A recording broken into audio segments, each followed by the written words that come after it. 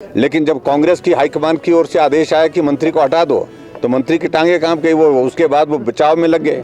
तो अब मुझे इस बारे में भी सिर्फ इतना ही कहना है कि मालूम पड़ गया है कि फिर विक्रमादित्य के ऊपर उसी तरह का दबाव आ रहा है। इनकी की पॉलिसी तो पहले से ही है, इसमें कोई मुझे लगता है कि नई चीज़ तो की नहीं है, लेकिन इन्होंने उसको लागू करना छोड़ दिया था।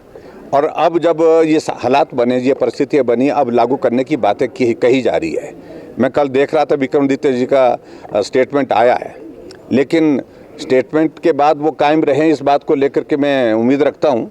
लेकिन ऐसी स्थिति कई बार हमने देखी है कि एक मंत्री विधानसभा के अंदर भी बोले, बहुत कुछ बोले, और कार्रवाई होनी चाहिए, तुरंत उसको तोड़ देना चाहिए, डिमोलिश करना चाहिए, ये शब्द विधानसभा की कार्रवाई में है। लेकिन जब कांग्रेस की हाईकमान की ओर से आदेश आया कि मंत्री को हटा दो, तो मंत्री की टांगे काम गई, वो उसके बाद वो बचाव में लग गए। तो अब मुझे इस बारे में भी सिर्फ इतना ही कहना है कि मालूम पड़ गया है कि फिर विक्रमादित्य के ऊपर उसी तरह का दबाव आ रहा है। मेरा सिर्फ इतना कहना है स्ट्रीट वेंडर के संदर्भ में, ये हिमाचल छोटा सा प्रदेश है, बाहर से आया कोई भी आदमी बहुत आसानी से यहाँ पर पहचाना जाता है।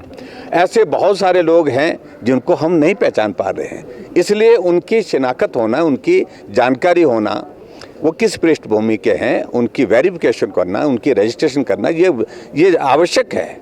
और इसलिए अगर विक्रमादित्य जी ने ये बात कही है तो मुझे उम्मीद है कि वो इस पर कार्रवाई करेंगे। हमने शुरू किया था, हमारी गवर्नमेंट ने शुरू किया था, लेकिन उसके बाद कांग्रेस की गवर्नमेंट आने के बाद ये सारी चीज़ें रोक दी गई थी।